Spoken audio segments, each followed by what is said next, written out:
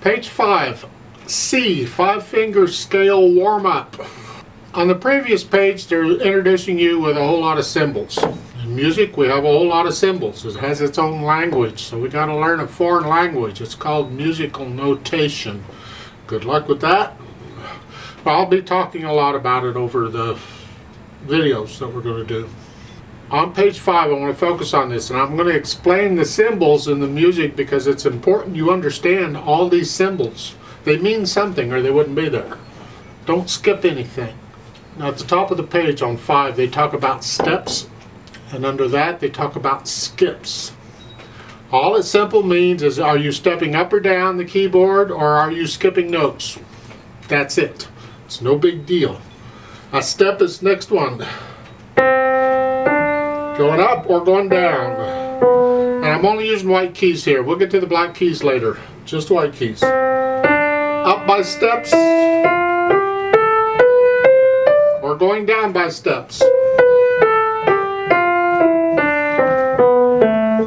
That's steps. That's it. You got it. Congratulations. Skips is where you're just skipping one or more notes. So if I start here and I skip a note and here, that's a skip. I could skip more notes. I could go from here to here. That's a skip. It's a bigger skip. It's a skip. You either get steps or skips. Those are your choices. Take them or leave them, but that's it. And that's what they're talking about up above, and you can draw in the other stuff if you want to have a ball with it. I don't cover it. What I want to talk about is this 5-finger warm-up. Now, let's cover all these symbols because they're important. In this 5-finger scale warm-up, it is on what we call a grand staff. A grand staff consists of 2 or more staves, and a staff is that group of 5 lines. This is getting deep already, and we're just getting started. They're connected with those vertical lines.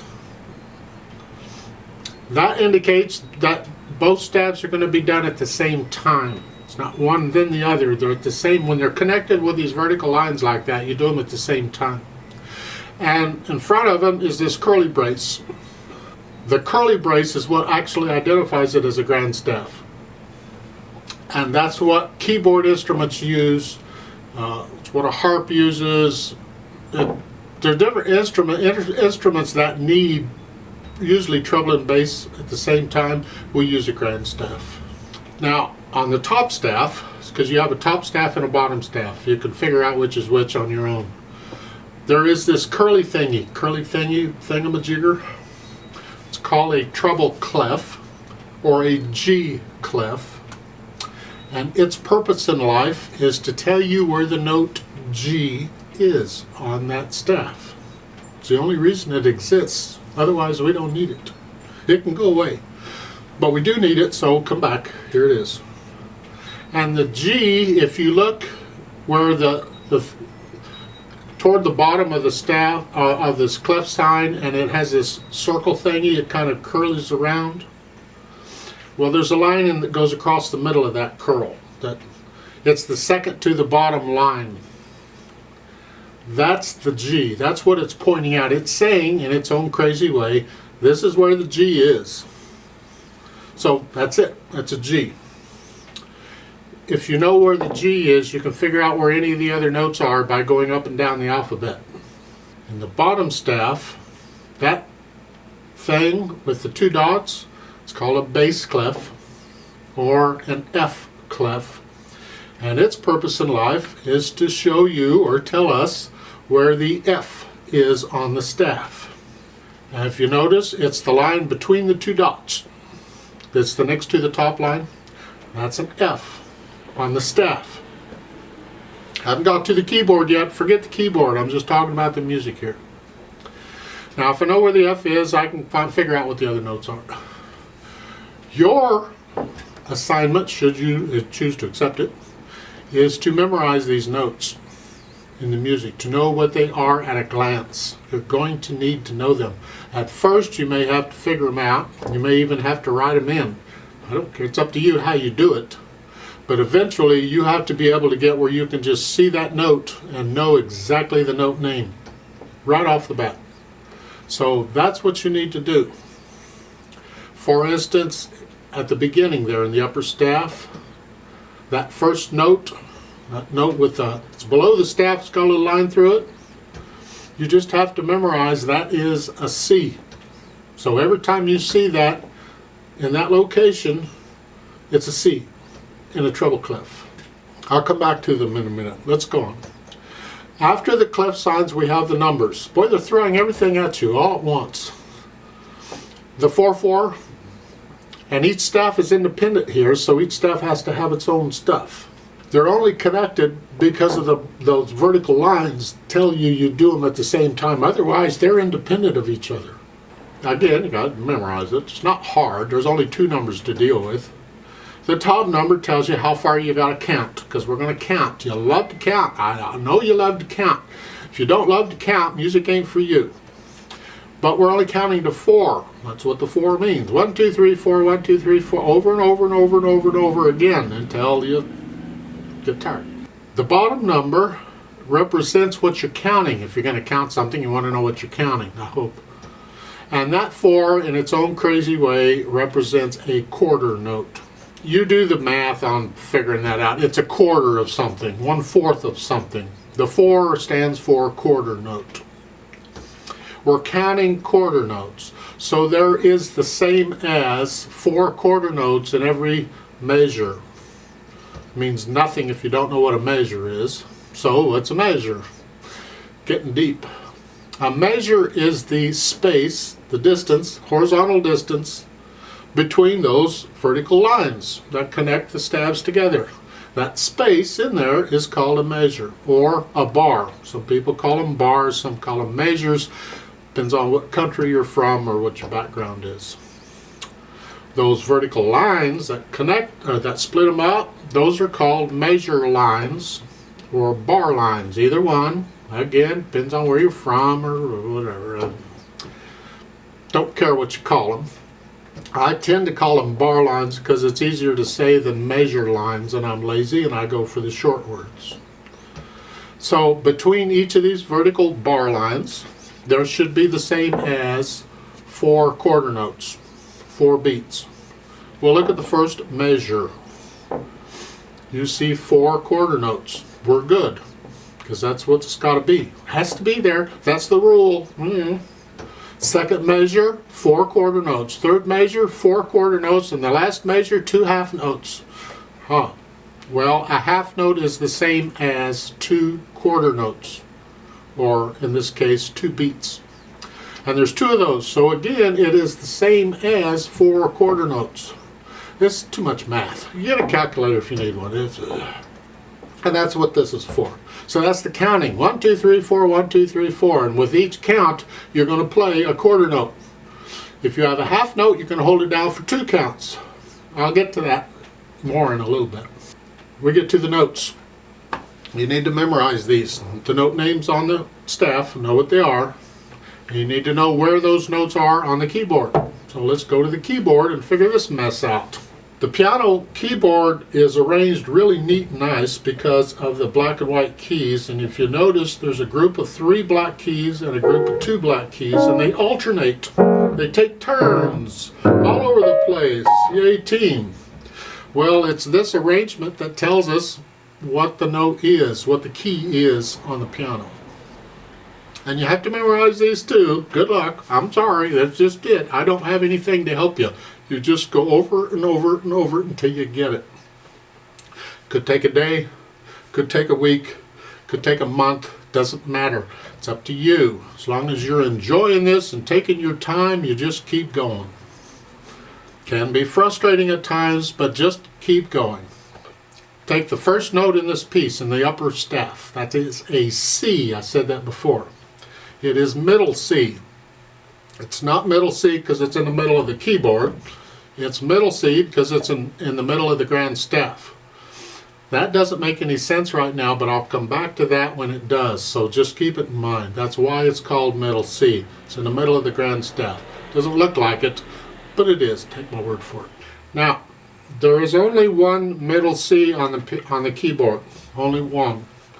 Therefore, there's only one note or one key on the keyboard that goes to that middle C in the music, and that's the key. You gotta correlate them or link them together. Mentally link them together. A C on a piano, if you look at it, the black notes again, we have a group of 2 all over the place. A C is at the bottom, what we say, the bottom of the group of 2. This is going down, this is going up. So bottom is this direction. So if they're here, it's going here. These are C's on the piano. They're all over the place, got loads and loads of C's depending on how big your piano is. I know some people have short keyboards, that's fine, we'll deal with it. But right now it's just middle, C is just at the bottom of a group of 2, you just got to know it. You're tempted to put the name of the little stickies or something, the name of the keys. I mean, it's up to you what you need. But when you really get to playing the piano, you don't have time to read those. So you're going to have to memorize these keys, and the sooner you do it, the better. So a C is at the bottom of group 2. We only want one of those C's. We want middle C. There's only one middle C. And that is almost in the middle, not quite. So when you sit down, and usually there's like a name, piano name or something there, and it'll be close to that. And you just simply take the C closest to it. In this case, it's here. That is middle C on the piano. It correlates to that middle C in the music. When you see that middle C in the music, you play this key on the piano. That's the way music works. That's the way piano playing works. That's the way it is. Not my fault, I didn't make it up, somebody else did it.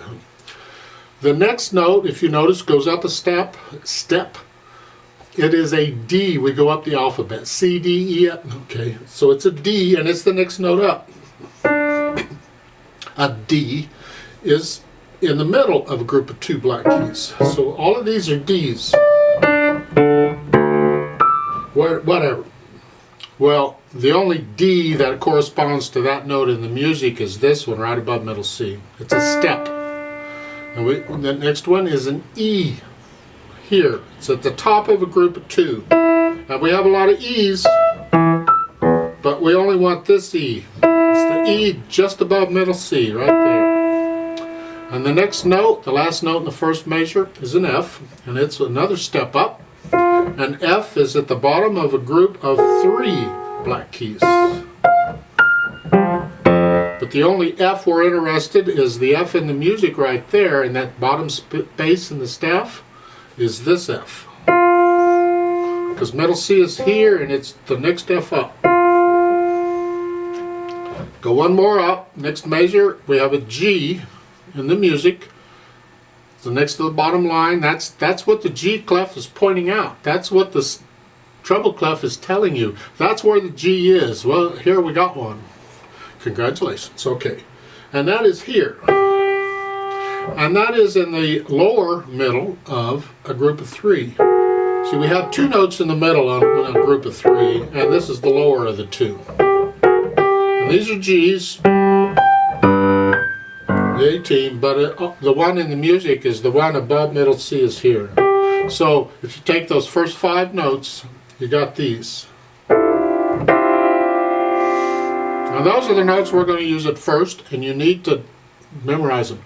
Say the note name in the music and play it on the keyboard. Forget the counting of the rhythm and all that junk. Just say the name. You say C, and the next note is a D, an E, an F, a G, an F, E, D, C, E. We skipped, that's a skip there in the third measure. It's a E, G, E, G, C.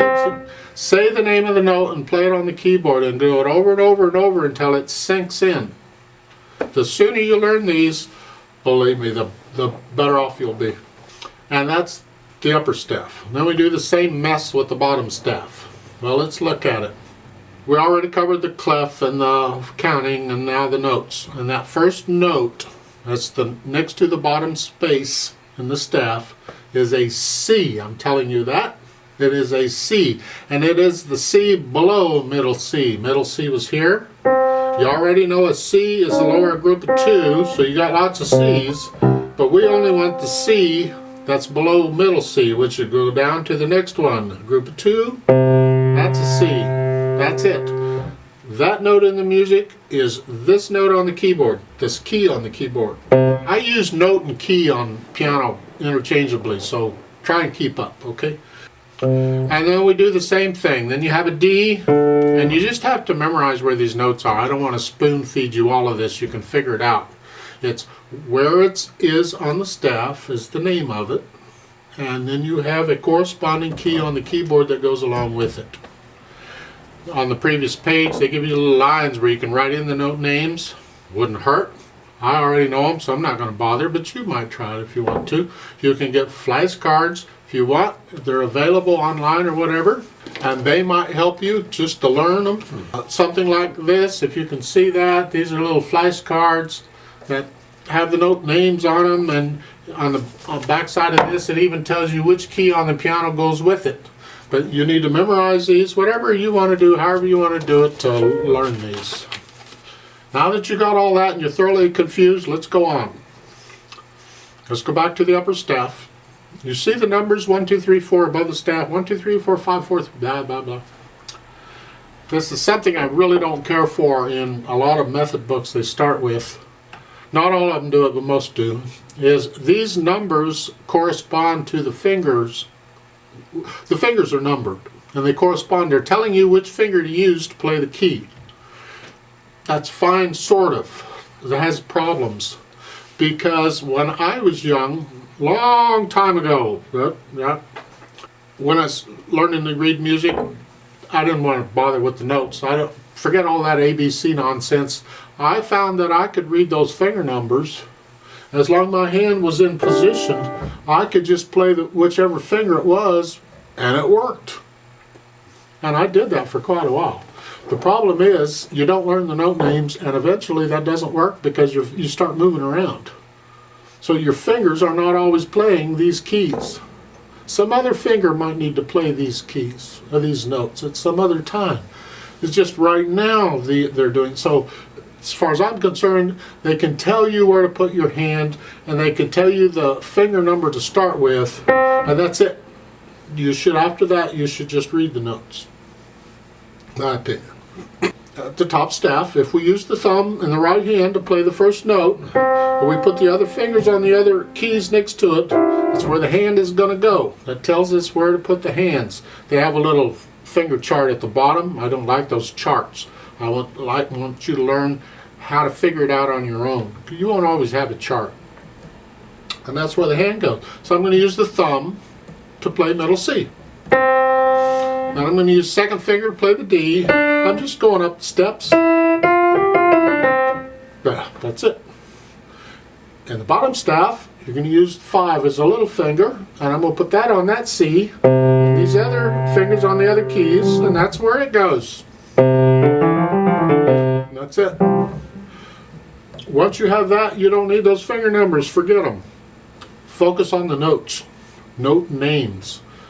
In the middle, between the staff, they got words so you can sing it if you want. I ain't singing it, but you can sing it if you want. I suggest you wait on the singing until you learn the notes and can play it. Then if you want to add, singing just makes it a little more complicated, actually. So just watch out on the singing. I'm not going to discourage you from it. I'm saying when you first learn it, don't sing it. Learn the music first. Then you can sing it if you want to. Then underneath the words on the first measure, you see an F-P on repeat. The on repeat doesn't need to be there. They're just helping you out right now. The F-P is what you're after. F means forte or loud. This is explained on the previous page. P means piano or soft. These are Italian words, and a lot of Italian words are used in music. This way, no matter what country you're from or what language you speak, everybody can read the music. Now, not all music uses Italian all the time. It can get interesting, but most uses Italian. These are pretty standard. Now, at the end, the very end of the piece, you'll see a thin and thick bar line with 2 dots. That symbol, the thin and thick bar line with the two dots, is called a repeat sign. It simply means, for now, and I'm going to adjust this definition later, but for right now, it simply means go back to the beginning and play it again. Repeat it. And that's where the F-B comes in. The first time you play it loud, F, forte. When you repeat it, you play it soft. You know, piano soft. And this gives you some exercise or some practice in dynamic. Dynamics is louds and softs. Because in piano, you can play a note pretty soft, or you can play it pretty loud. And over time, you learn to control this. Right now, it might be kind of interesting how it comes out, but eventually you'll learn to control it. The first time you play it loud, the second time you play it soft. Well, that then comes up with, okay, what's loud and soft? You're going to love this. Just stick around. I don't know what loud and soft is. Go somewhere else and find that out. The point is, it's not an absolute value. It's not like a number. It's arranged, and it can change from day to day, location to location, piano to piano, situation to situation. In a little room like my living room right now, a loud might be here. That's a very loud. But if I were in a big auditorium or something, that might be a soft. It depends on the situation. If I were hard of hearing, that would be a soft.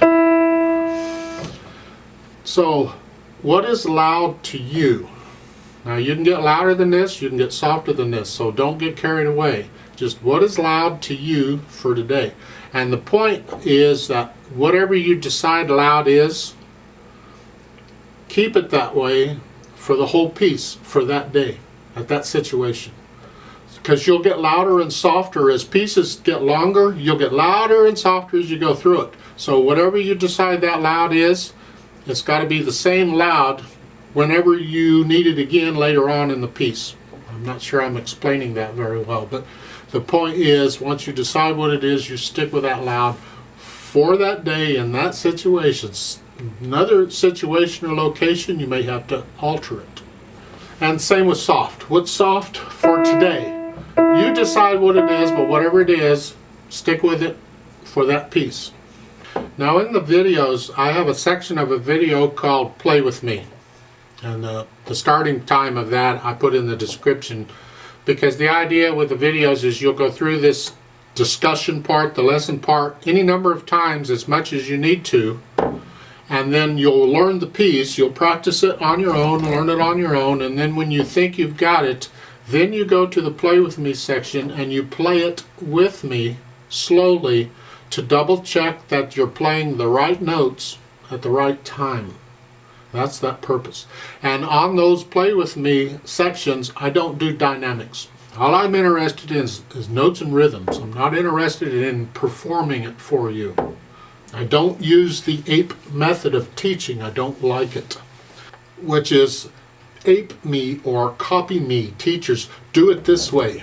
I'll play it for you and you can copy me. No, forget it. You have to find another teacher. I'm sorry, I won't help you. I disagree with that method completely. If it is a complicated enough one or there's tricky spots in it, I might demonstrate those to help you out. Otherwise, I expect you to be able to read the music and learn to interpret it on your own. And that's my purpose in life, to work it, teach you enough that you don't need me anymore. You can go on your own. It's a little rough, but that's just the way I do it. So when we do the Play With Me, I'm not going to do the dynamics. I think I've said about everything I can say, and this has taken forever. These initial videos take a long time because there's a lot to explain, and I'm going to explain it again and again and again in other videos. You're going to get it more. I will bore you stiff, I promise. So let's go ahead now. You go learn it. If you think you've got it, then do the Play With Me and let's play it together. So at the beginning, I got to know where the hands go. So the right hand, your thumb's on middle C and you're here, and the left hand here, here, and you're going to play these at the same time. Now when you're first learning it, you don't have to do that. You can play it one hand at a time till you're comfortable with it, and then go put the hands together. It's what I recommend you do. I'm going to pretend we've already done all that and you're ready to play it with me. So I'm going to give us 4 counts, because there's 4 beats in a measure, how fast we're going to go, and you play it along with me. And we are going to repeat it, because there's a repeat sign. That's what you do, you know. So put your hands where they go. 1, 2, ready, go.